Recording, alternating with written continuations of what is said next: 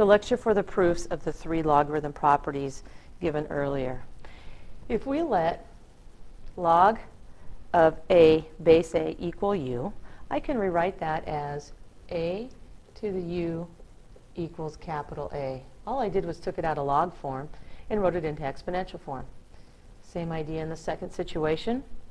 Log of b base A is equal to v. In other words, a to the v power, be careful that your u and your v are looking different from each other, is equal to b. Again, I went a to the v equals b. So I took it out of log form.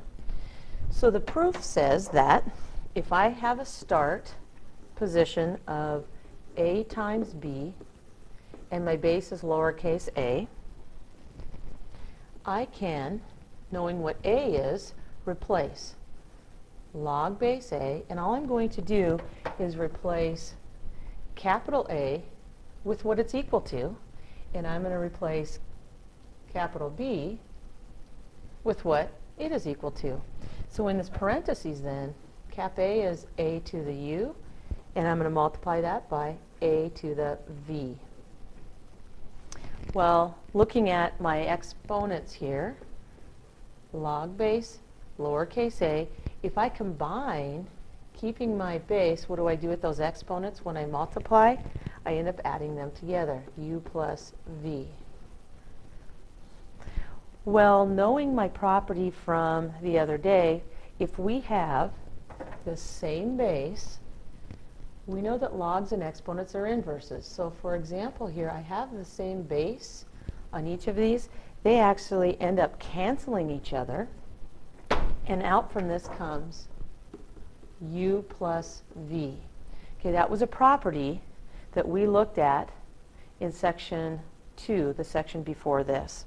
So now that I have u plus v, well, what was u again? If I go back and look at what I defined u to be, u was equal to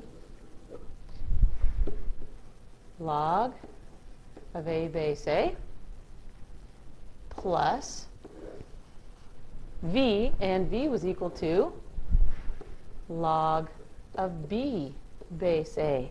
So there I've proved from beginning to end, using the equality sign, that we have this property that works, and the property says here, if I am multiplying those, it really turns out that I am adding those two exponents. The second proof uses the result from proof 1. And this says I have log of a base A. That's what I'm given. I'm going to rewrite that. I need to involve some division. So I'm going to go a over b times b. When I simplify that, the b's canceling back to my original. I did that because I needed division. Looking at my first law, it says, you know what, when you have multiplication, you can now split these. Log of a over b base A plus log of b base A. Well, if I look at that, looking at log of b base A, if I remember what this is all equal to, I'm going to write the equation below.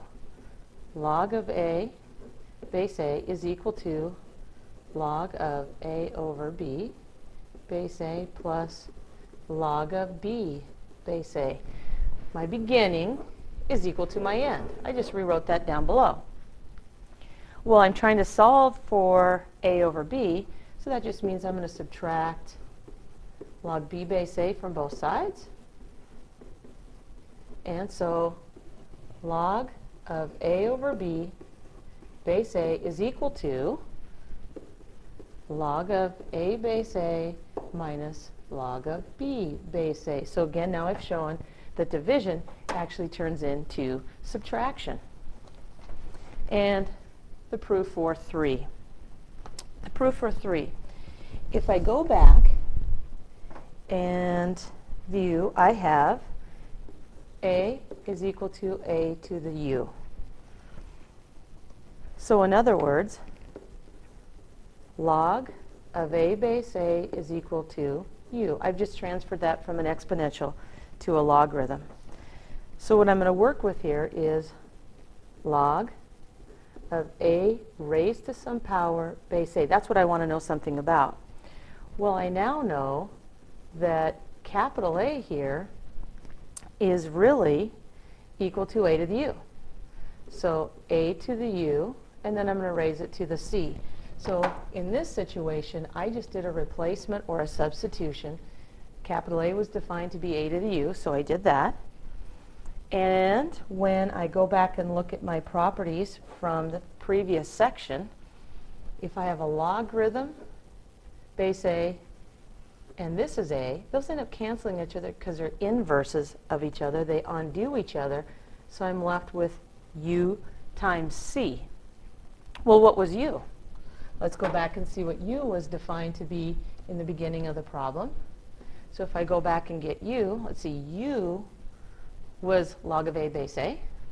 So u gets to be